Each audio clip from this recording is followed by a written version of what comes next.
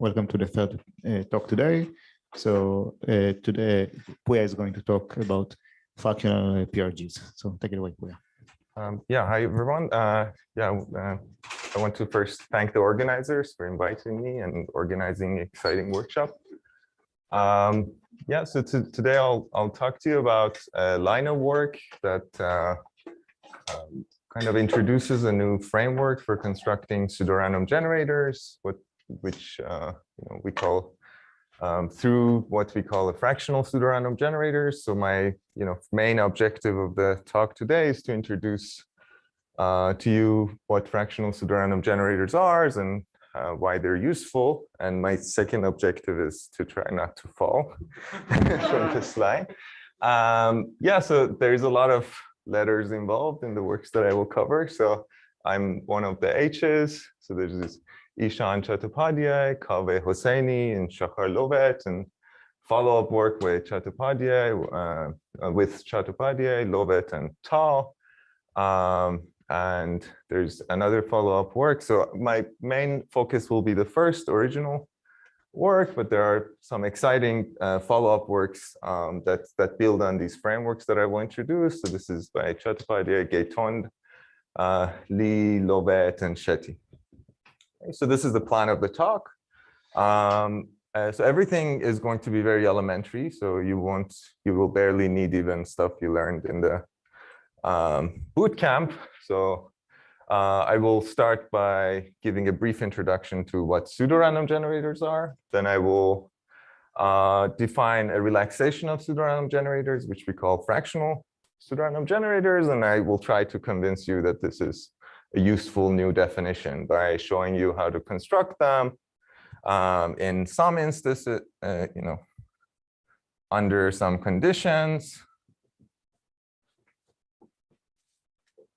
and how they can be used to actually construct PRGs under some conditions. So kind of the general theme is we're going to start in the Boolean cube and then go beyond Boolean cube and then go back. Right, so the main objective is to solve a question about Boolean vectors, but we will kind of use non-Boolean vectors along the way. So the type, and feel free to stop me if at any point anything is unclear, so I'm happy to answer. So the main type of questions that we want to study, similar to the last talk, is understand the random distributions.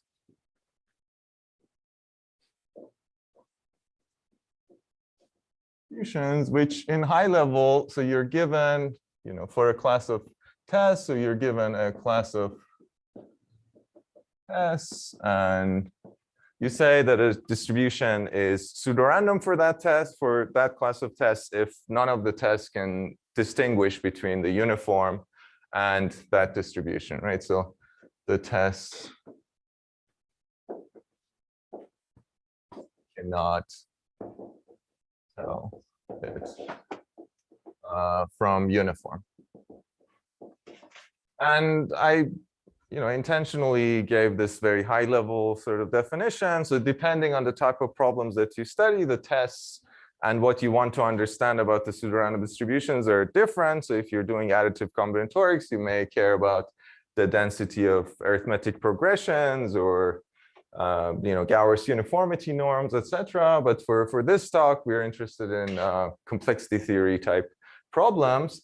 And because of that, our tests are algorithms or things that we can solve efficiently. So for the purposes of this talk, we are going to think about pseudorandom distributions that we call PRGs. So what's a PRG?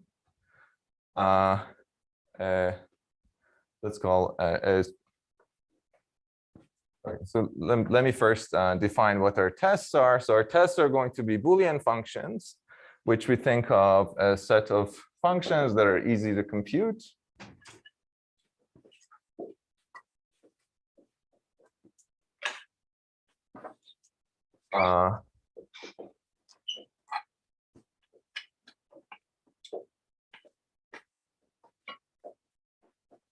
And there's a long list of kind of ways you can formalize what easy to compute means. So you can find very simple things like f is a junta, or every f is a Fourier character.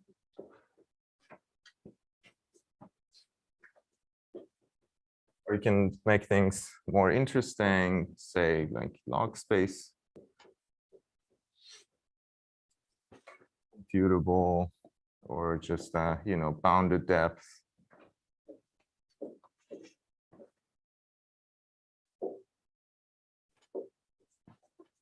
And or negation circuit. And yes, you can define constant with branching programs or F2 polynomials, etc. Right? So these are some simple classes of Boolean functions, and one useful property that they have is there's not that many of them. Right? So that's one thing that's very useful about them. And once we are given a family of Boolean functions that are easy, we can think of the input as kind of the random string of zeros and ones, or pluses and minus ones that the algorithm is given. And you can think of a one as kind of an accept. So these are decision algorithms. So something that's very useful to try to understand is what is the probability that an algorithm accepts, right? So one kind of useful task is approximate expected value of f for every f in f, right? So we are given some function in the family, and we would like to understand what is the probability that it's one, right? Of course, if I give you access to random coin tosses and as much as you want, you can do this very efficiently by just sampling. But our goal is to do this with little or no randomness. You want to come up with kind of a deterministic algorithm that achieves this, or an algorithm that uses very little. So one black box way to try to attempt to do this is to come up with what we call a pseudorandom generator for the whole family, right? So what's an epsilon pseudorandom generator? ERG for a family F is just simply a distribution X that takes values in plus minus 1 to the n, such that the expected value for every function in the family, the expected value of f is under the uniform distribution is close to the expected value of f under this distribution. Okay, so this is our definition of what we call a pseudorandom generator, and you may object, what's the generator? This is just a distribution.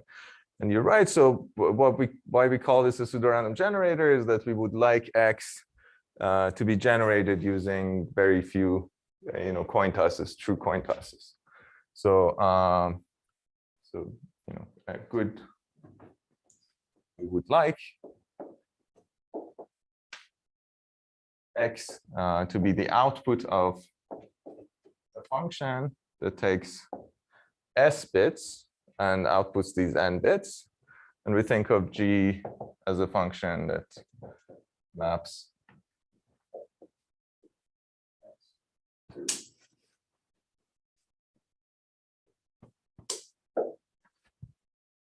okay.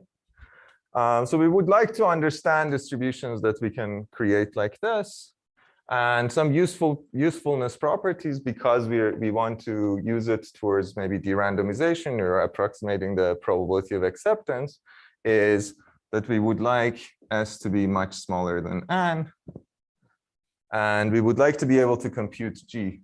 Right? So we want G is explicit. So if we could achieve these two things, then we can solve these type of problems. Okay? And one important thing here is that we want the same distribution to work for every function in the family, right? So we are kind of going to say, well, if f is a AC0 circuit, then this distribution fools any AC0 circuit.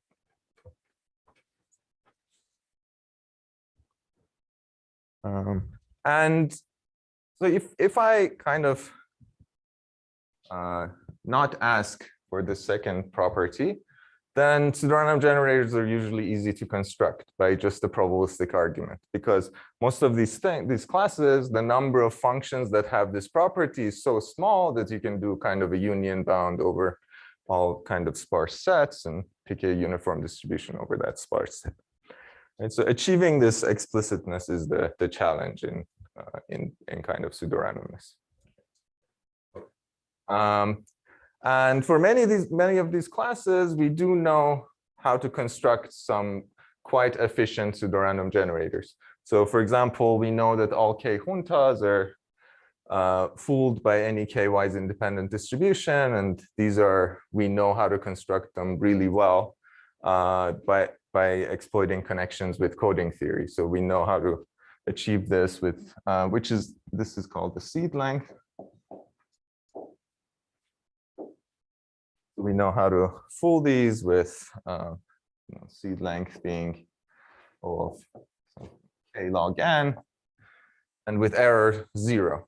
Right? So we know how to construct perfectly k-wise independent distributions. We know how to construct how to fool Fourier characters by constructing epsilon small bias distributions, and we can do this also of epsilon. So these are old works by Naur and Naur. And for many of other classes that I mentioned, we know how to construct somewhat good pseudorandom generators, for example, polylogarithmic in n seed length, but we are not able to match what the randomized construction, the non-explicit constructions give. Okay. So for many of these classes, so I'm going to mention some frameworks that have been used towards constructing pseudorandom generators. I'll mention two of them that are kind of related to this talk. So one thing that has seen a lot of success is to just use these two first types of constructions or combinations of them and show that that's enough to fool much more sophisticated classes of functions. So show that simple combinations of, let's say, simple generators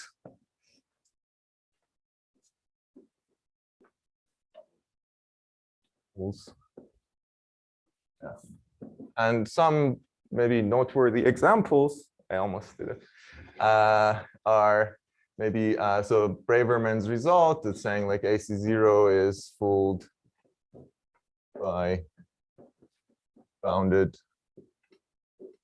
independence, or we know that, half spaces are also fooled by bounded independence. Or so I guess maybe this is Braverman. This one is, I need to look up the letters.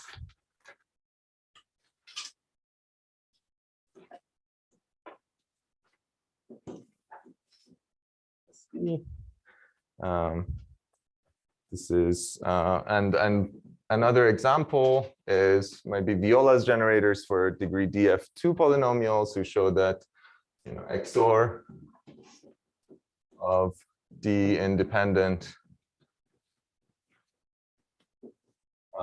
small bias distributions fools degree D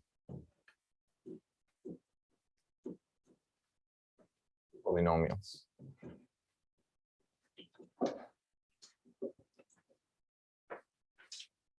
So I guess, so something to mention about these type of results is, so here we are showing that some very simple generators fool some sophisticated classes of functions. So here the challenges is in the proofs. So these are not very obvious or simple proofs, but the generators are very simple. So these are very desirable type of results that you would want to prove. Another type of, another framework that is really related to this talk is the pseudorandom restrictions framework.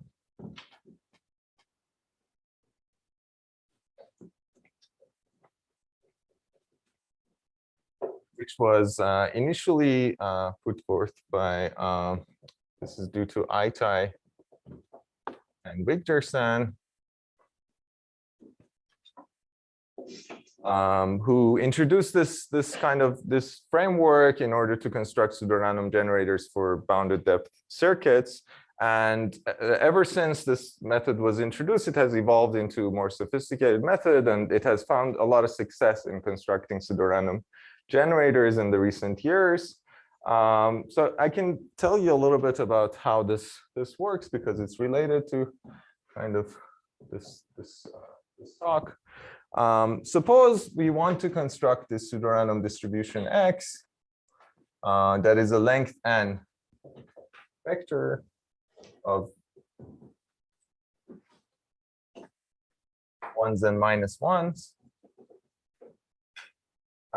And for a lot of these simple classes of Boolean functions, for example, AC0, you can keep AC0 in mind. We have really good random restriction lemmas that tells us that if you fix each of the bits with probability 1 minus p to 1 or -1 and leave it alive with probability p, then the class simplifies a lot. So in case of AC0 of depth d, you can show that if you leave each variable to be a star with probability 1 over polylogarithmic in n, then the resulting function with high probability is a decision tree of depth d. And we know how to fool such things using random generators. Okay. And so this framework kind of says, well, what if instead of independently I fix each of these bits to a 1 or -1 or a star, what if I find a way of doing this pseudorandomly and show that like all f in f simplify under pseudorandom restrictions.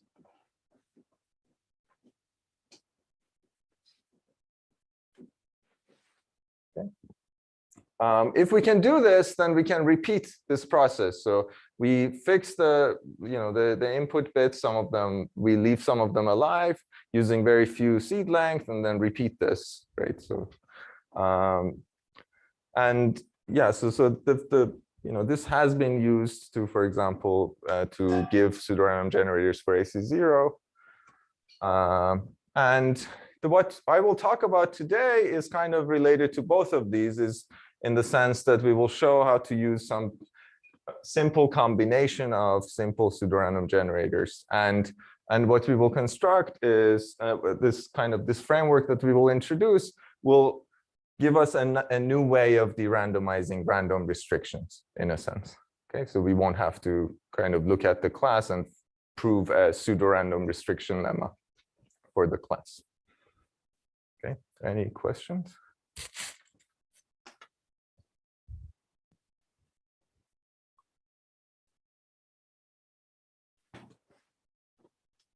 Okay, so let me tell you about, so let's start trying to talk about fractional PRGs.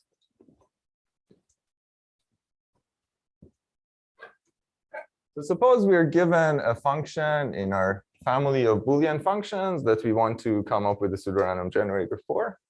And it's usually these are Boolean functions. It's usually useful to look at the Fourier expansion of them, right? And our choice of 1 and -1 has been to actually make this kind of more convenient even, right? So we can always write f of x as a part of the empty set plus the sum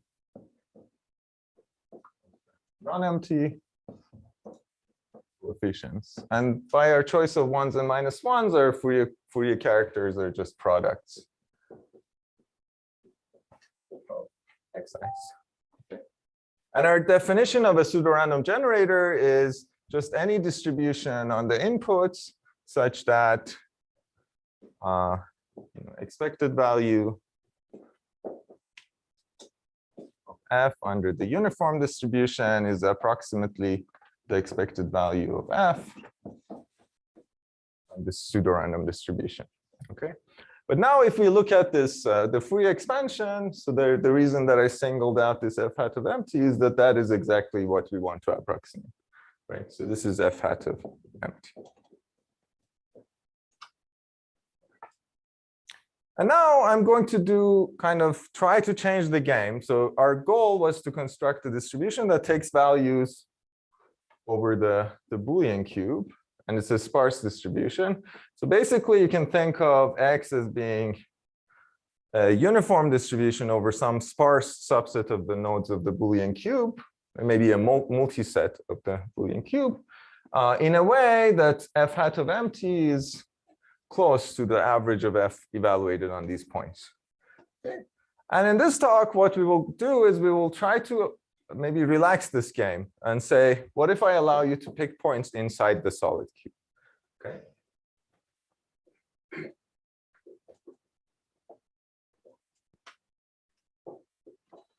X distributed in the solid cube.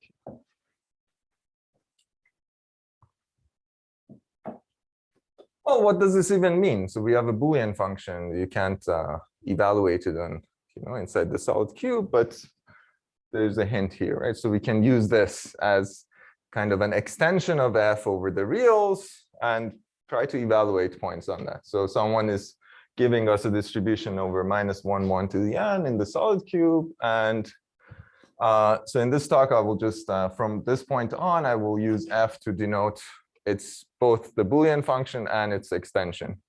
So we will think of f as a function that maps Rn to R. And in fact, we will only be interested in the solid cube. So I will ignore the inputs that are outside the solid cube.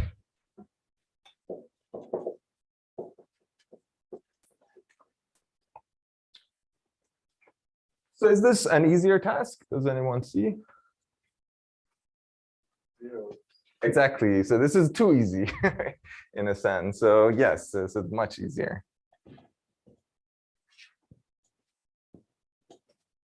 F of 0 is equal to f hat of empty, in fact, for every Boolean function. So you can fool this, the class of all Boolean functions with 0 error with seed length 0. Okay. So what I will talk to you about for the rest of the talk is, well, our goal, I'll remind you that our goal was to still construct PRGs, right? And kind of this trivial fractional PRG is not going to be useful. But if you add some extra assumptions, it turns out that you can use them to actually construct PRGs. And before we do that, we will make some observations about kind of the meaning of evaluating, let's try to understand what this extension of f looks like. So what are its values? Yeah. In what sense did you mean seed length 0? So this is so you can define a distribution that just outputs always the all 0 vector. So it doesn't use any randomness to produce its output, right? So because we just changed the game and allowed just all, yeah, exactly. So in a sense, the goal is now to try to approximate f of 0. And of course, we can just pick f of 0, right? Okay. So maybe I will first define what an FPRG is. Epsilon FPRG for f.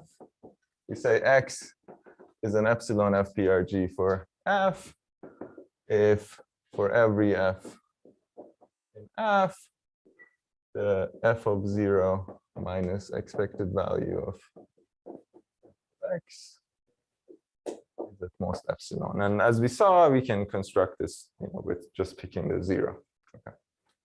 But it turns out that we will need some extra assumptions of like non-triviality assumptions to make this useful. But before we do that, let's try to understand why f of 0 is f hat of empty and what is actually f of x for other fractional points. Okay. So the first observation is that if y is a product distribution taking values in the solid cube,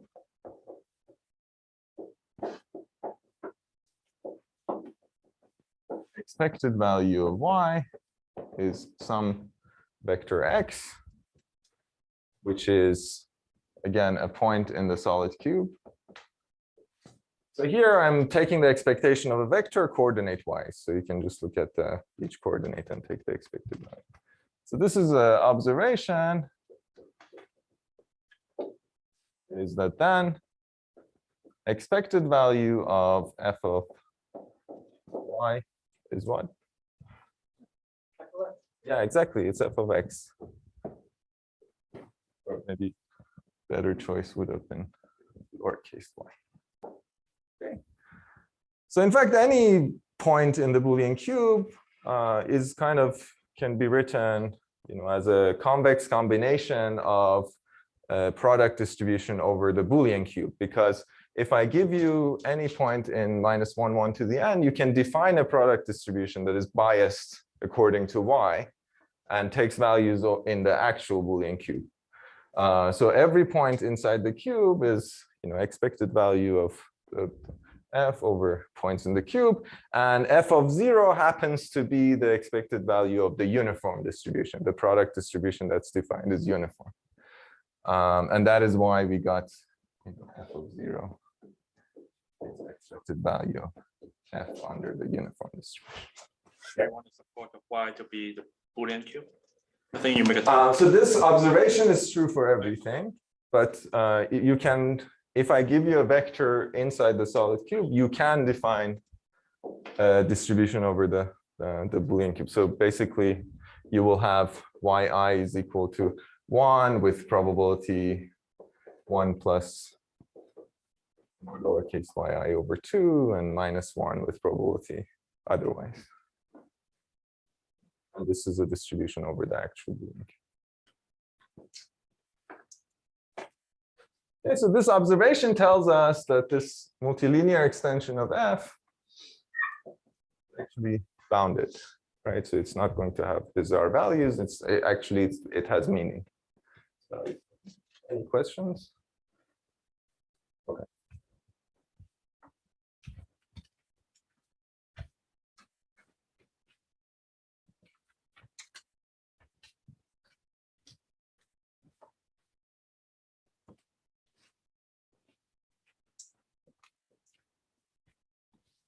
As I said, so I'm kind of dragging along and saying, even explaining some really basic things, but everything I'm going to talk about is very basic. So we will be able to talk about everything. Okay. So it turns out that if you add kind of 2 non-triviality assumptions, then FPRGs become useful in order to construct PRGs. So 2 useful conditions.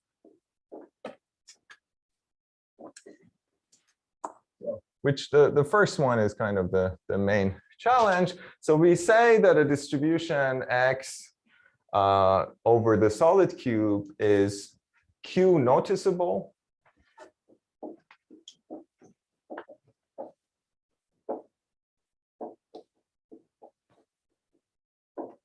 if each of its coordinates has some significant variance. So if for every I, expected value of xi squared is greater than or equal to q. Okay, so this is a distribution that's far from the trivial distribution that we had. So it's expectation. It's sorry. X is in the solid cube. Oh, sorry. Yeah, it is in the solid. And every actual PRG is one noticeable, the one that I had.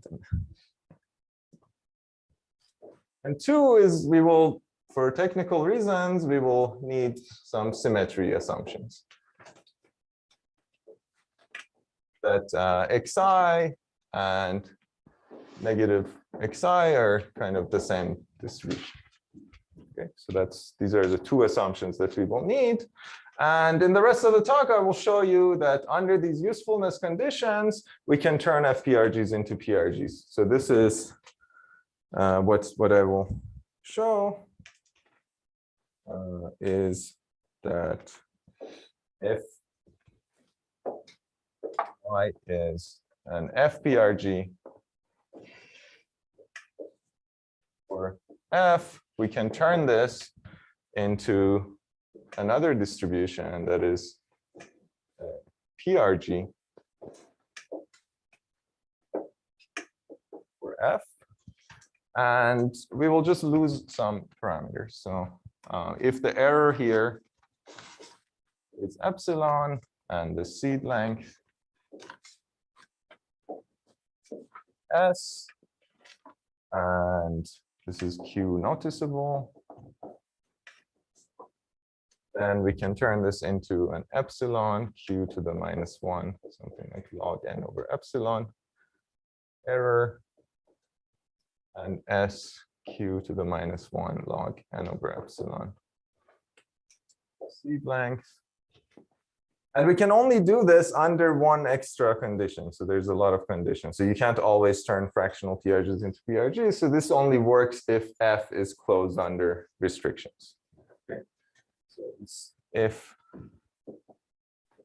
F is closed under restrictions, which is a property that for most classes that we care about is true. So what closedness means is if I fix some of the input bits to 1s and -1s, this function is still computable in that same class. Is there an example where it says not? There are some examples that would be nice to. For example, if you're looking at regular branching programs. So that one of the reasons that some of these constructions for regular branching programs don't work, and we have to assume permutation branching programs is that property, for example. And another useful thing about FPRGs is that they're easy to construct.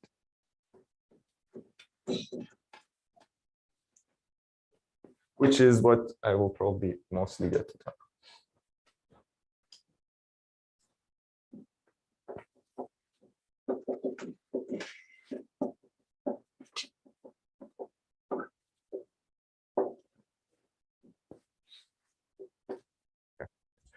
So there's the papers that I had listed that I will talk about come up with different assumptions under which we can construct good FPRGs, but I will only talk about two of them here. So one is, if F simplifies under truly random restrictions. And the other kind of assumption that I will talk about is if F has reasonable Fourier tail bounds. And what this means is that if for every F, for every K, we have that the sum of the Fourier coefficients at level K is bounded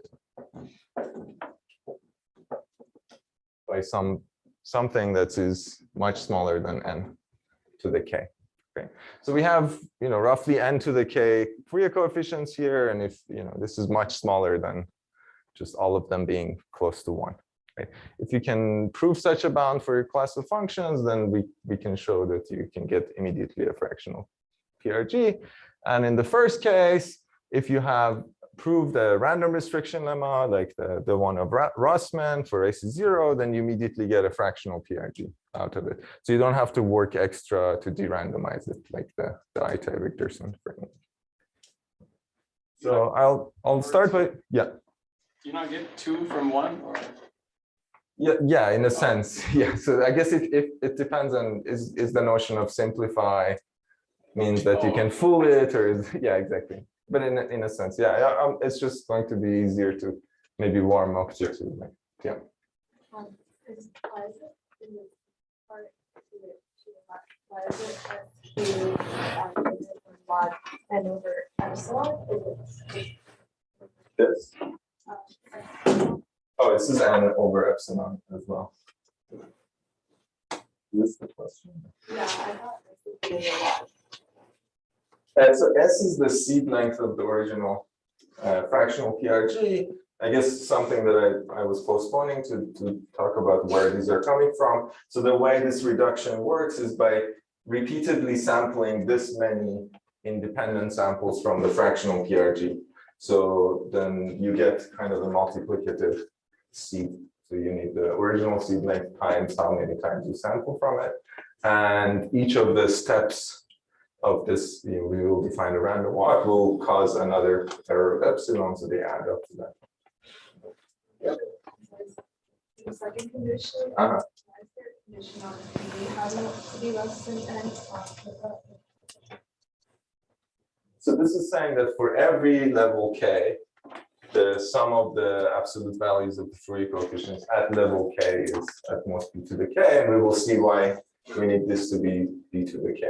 So it's convenient to write this in the form of b to the k. So what are some examples of functions in Python, or maybe we'll get to that later? What's that? What are examples Yeah, of so functions? for example, read once branching programs was one example for which we know something that satisfies this, with b being log n to the width of the branching program. So this is, for example,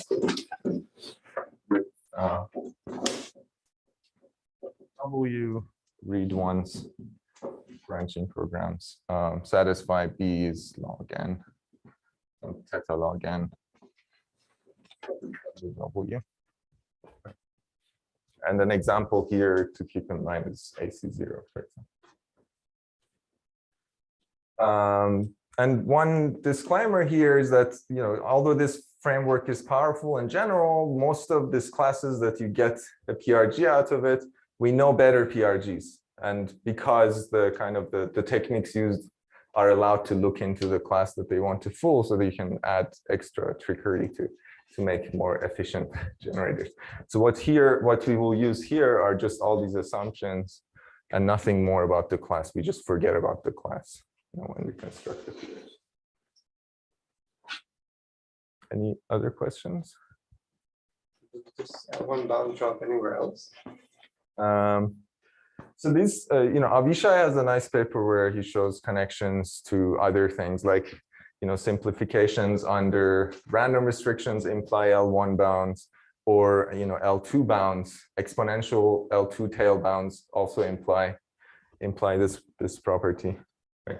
But these are more general because you have classes like the parity function that have this property, but do not simplify nor have L2 tail bounds.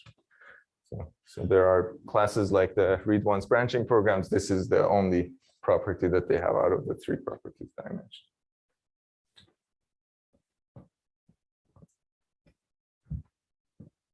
Okay, so let me talk about this simplification under random restrictions.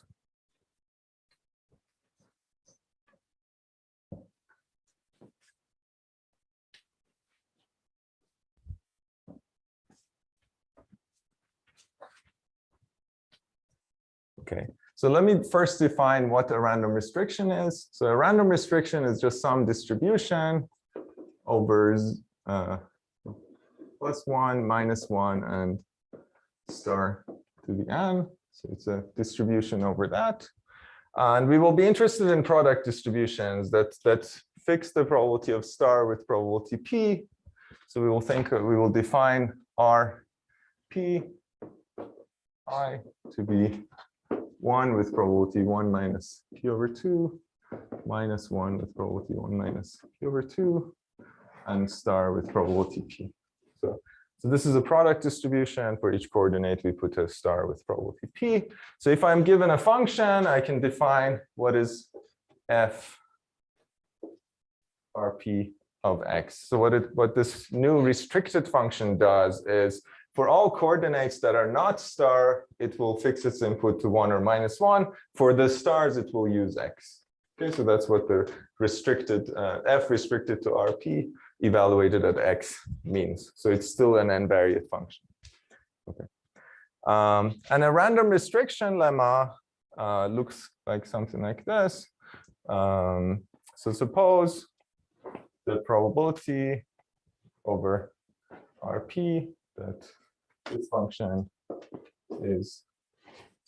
belongs to some simple class is almost 1. Okay, so with very high probability under random restriction, f simplifies. Okay, so now you can define what does it mean for f to be simple. For this purpose of this talk, you can say maybe it's just a class that we know how to fool, how we know how to construct an actual PRG. Right? In the case of AC0, this is depth D decision trees. They're fooled by dy's independence, for example. Okay. So suppose x is an epsilon PRG for f. And as I talked about, if you want to construct a PRG for such a family, now you have to try to de-randomize this. That's one approach, right? But if you want to construct a fractional PRG, it's very simple. Does anyone have a guess? So it turns out that p times x is a fractional PRG. Okay.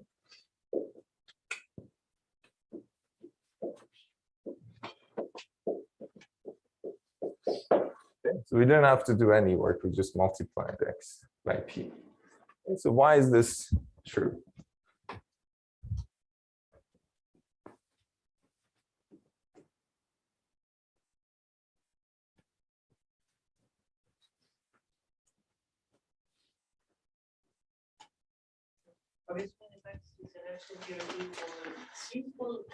For simple, yes. Otherwise, we're done.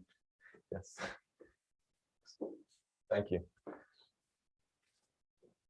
So then we want to show that p times x. Otherwise, x is a fractional PRG. It's much easier.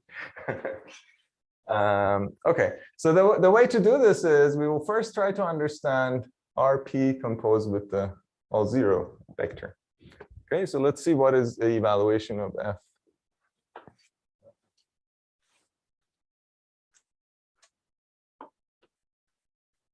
So this, by the first observation that we had about the multilinear extension of f, this is nothing but expectation of f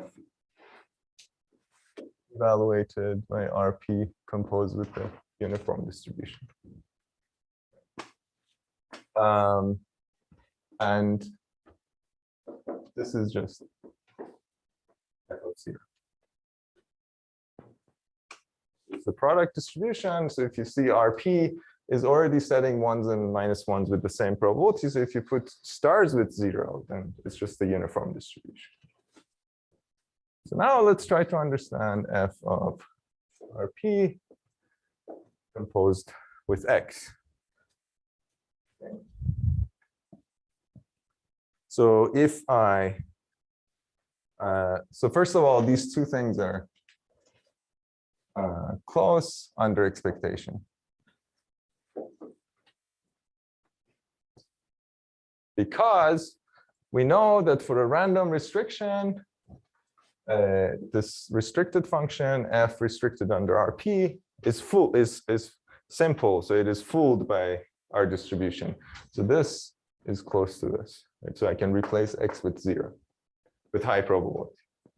So here, the error that we will get between these two also depends on the probability, how good is the random restriction simplification that we have. So it will be delta plus the error of the PRG.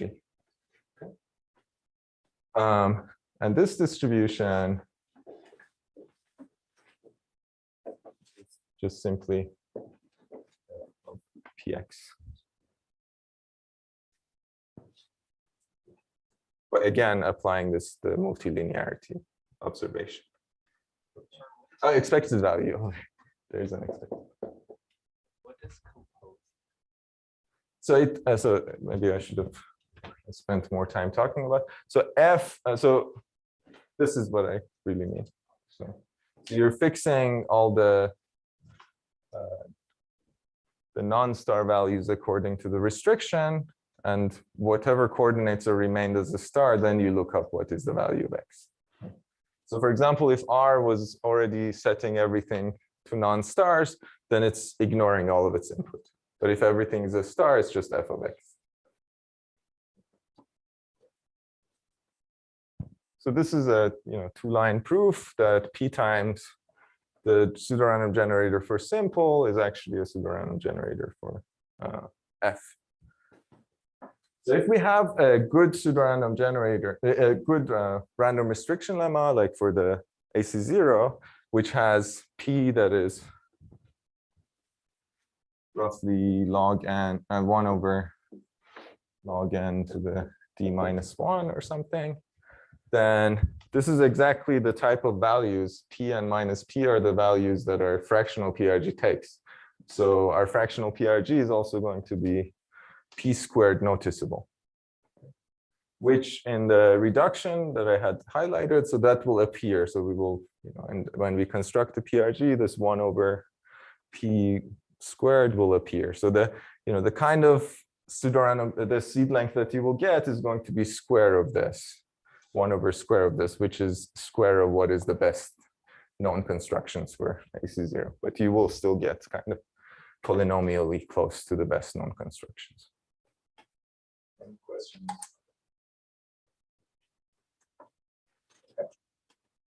So let me also tell you about this this Fourier tail-bound construction. So one example to assume for the second construction is there are a lot of families of functions that don't simplify really under random restrictions. One good example to think of is maybe width-through branching programs that just remains a general width-through branching program on whatever variables are alive. But for these type of functions, we have a lot of good information about their Fourier coefficients, right? And because of that, it's kind of more useful to try to also construct fractional PRGs here. So here's the second observation that I want to make is that if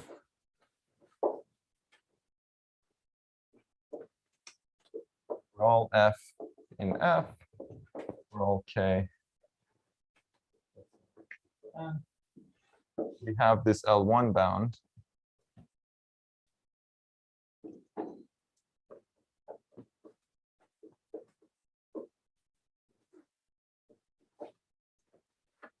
X over 2b is epsilon F PRG for F, where X is just simply an epsilon small biased.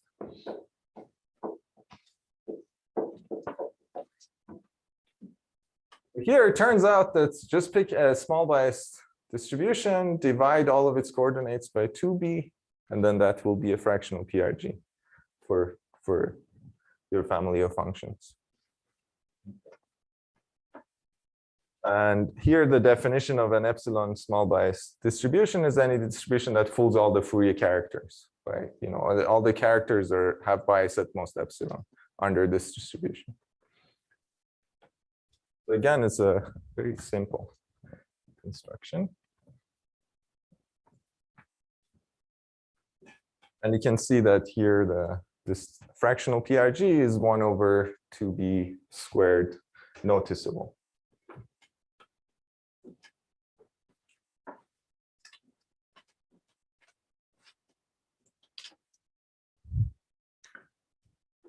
Now let's try to understand the expected value of F under this alleged FPRG for our family. So we have x over 2b. So this is going to be even simpler. I won't have to talk about random restrictions. So what is the value of f on x over 2b? We can just simply look at the expansion of f, which is 0 plus sum over s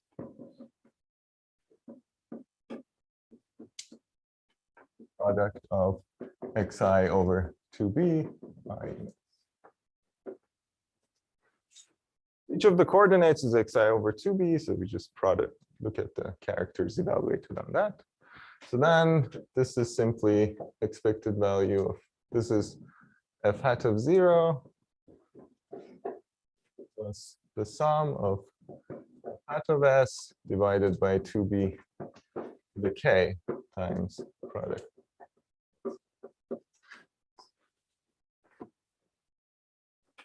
There's an expected value.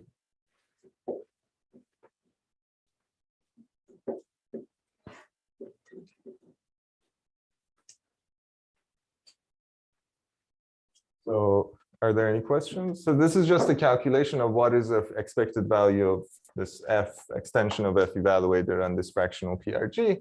So this distribution is a fractional PRG if this is close to expected value of f, which is this. So their difference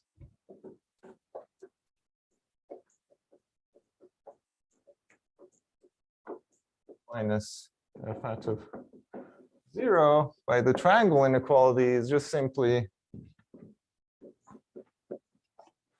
sum over s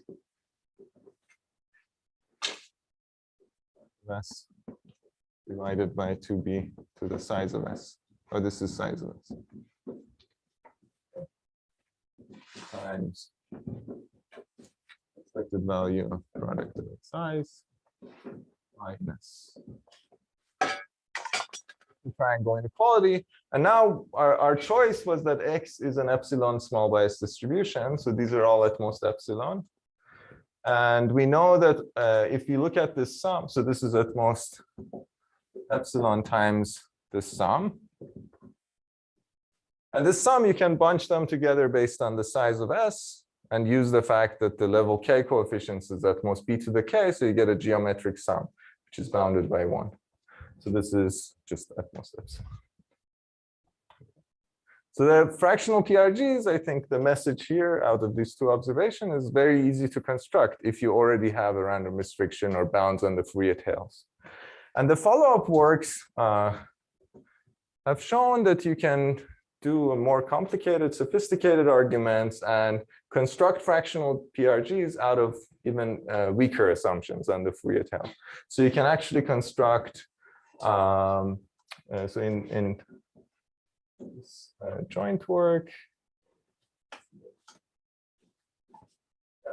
I believe, is where we showed that if you have a bound only on the second level coefficients,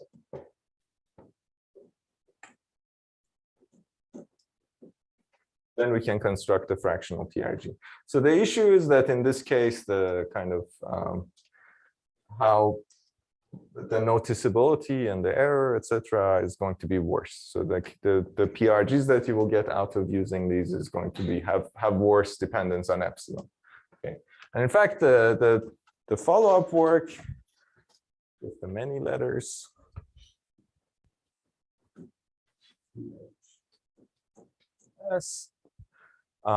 showed that you can kind of improve these and construct them from even bounds on things where you bring the absolute value outside. So supremum of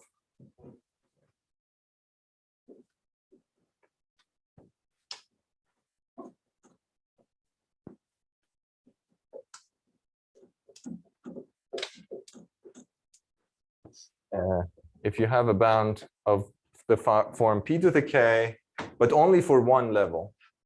Right?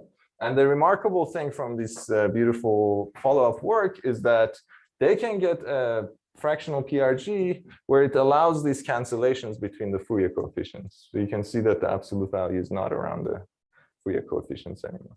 Okay, and they can do this using connections to approximation theory like polynomials, etc. Say something about which families have these policies and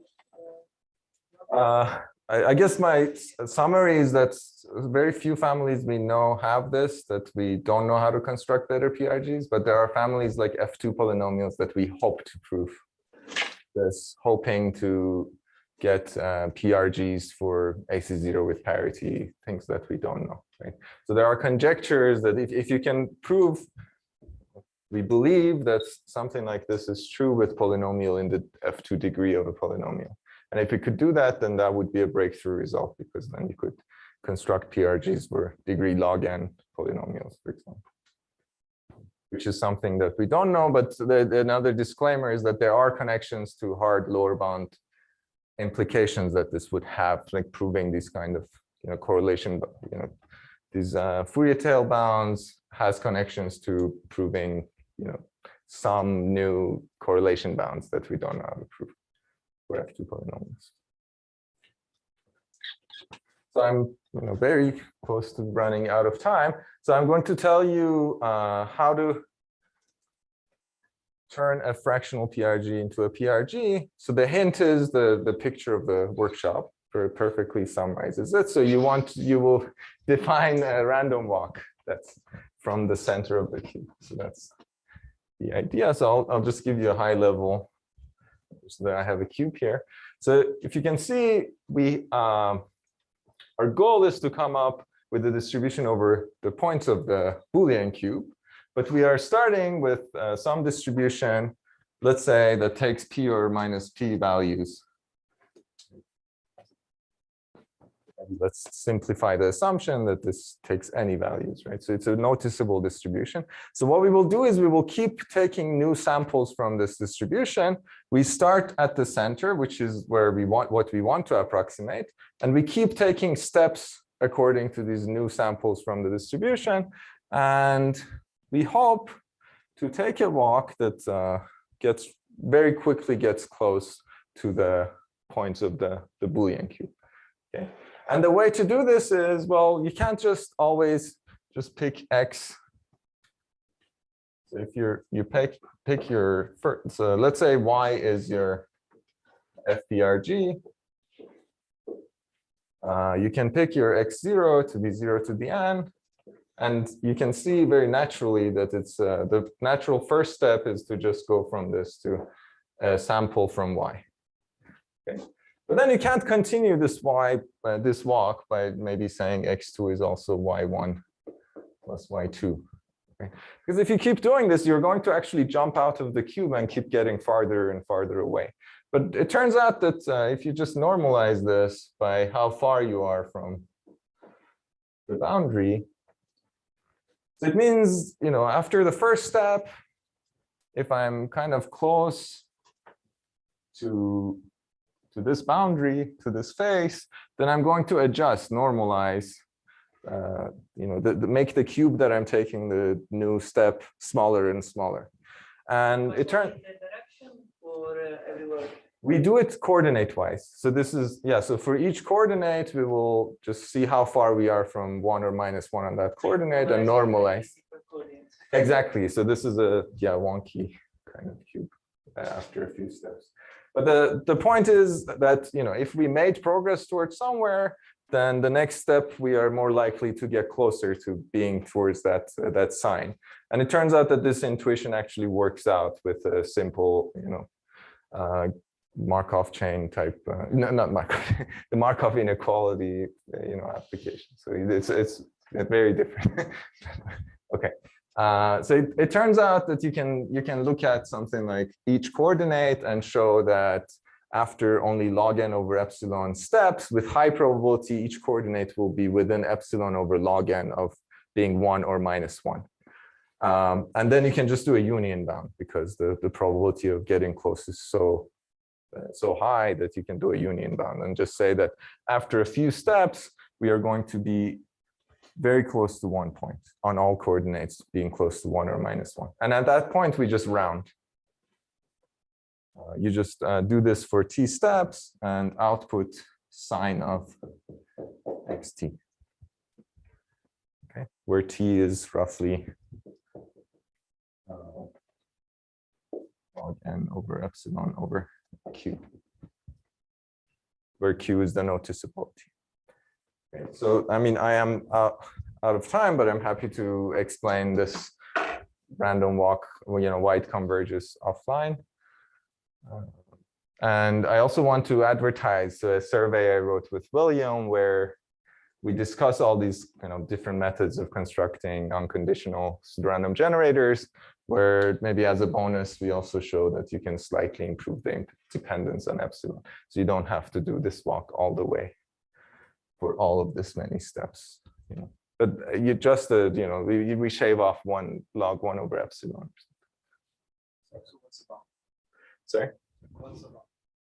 Well, so instead of getting something like s times 1 over p log n over epsilon, so we kind of bring this log n over epsilon to s plus log n. But this is one annoying part that a lot of this Itai-Victorson frameworks didn't have this extra log 1 over epsilon. But now you can do. Yeah, so you stop when most of the coordinates have polarized, and then you do something else to sample from a distribution that's close to being all 1 minus 1. But it's not very significant. It's just just a small observation. I think also, yeah. What's your feeling for the outlook on the F2 polynomial thing? Like, does this CGLLS make things easier? Yeah, I guess I should have advertised this a little bit more. So the results of CGLLS, one interesting thing that it is that even with the current bounds that we know how to, for F2 polynomials, they're able to almost match Viola's seed length, right? So generator, because you can apply it for, I mean, Shane knows better. But I think you can apply it for something like K that is log n or something like that. Right? Yeah. Yeah. So it's because so they can apply this for just one level, right? You don't have to have the bound for every K, which decays. Yeah, I mean, I hope some of you, well, one of you will prove this nice bounds for F2 polynomials. What we know is something like exponential with D, which is not used. Could it possibly work to just add up multiple samples of the fractional generator, and then if it goes beyond 1 or -1, just truncate it to 1? Or there are reasons why we should do this way with the. Well, I don't know. Maybe it could work. This is just the way we managed to make it work. But, so one thing that this makes this is convenient is you can kind of think of the next step. The center of the next step is a convex combination of f on like random, kind of under some random restrictions, right? If you're at x, you can think of f of x as like a f evaluated under some kind of x biased random restriction. So that's how you show that the next step has an expectation close to the previous step. So each step doesn't also cause much more error. So what you're saying would also work, because then that actually would be simpler, but I don't know how this like stopping procedure would work. Like, how can you get a Boolean value? Isn't it hard? I mean, it's maybe hard to get any understanding of this multilinear extension on any points which are even slightly outside. Maybe if they're close, maybe you can. But like if you step not outside, I don't know what the meaning is. The transformation from fractional PRG to PRG, is there any hope of improving any parameters that like the loss there for a particular class? Yeah, so that's a very interesting question. So I think, so up to here, we didn't use much about the class. So it's very reasonable to expect for specific families of functions, you can maybe stop this process much earlier. So when maybe a good fraction of the points have polarized, or if like the distance, if there's some smoothness property, something, and analyze this. Yeah, so try to fool it after several steps. Yeah, that's a very good question, but we don't know a very good example where we can do this. there any fractional version of Yeah, I guess this follow-up work are not just like a shrunk version of an action. So the question is, are there fractional PRGs that aren't just like take another simple PRG and multiply it by just some number, which I think that's what actually I'm not sure. But even the follow-up looks like this, right? So it's an x divided by. yeah. Yeah, I think everything that actually, yeah, sorry to disappoint. So like maybe Which is, I mean, maybe it's a good thing about the ones we know, but you know, like we haven't found creative, you know, much more creative ways to use this. Yeah. I think this follow-up work, the way it works is try to bound the tail, so that all the larger coefficients, you separate them and bound it. Its value restricted to something like minus c and c to the n cube if c is away from 1, and then you fool the lower section by just maybe k-wise independence or something. Yeah. I don't know.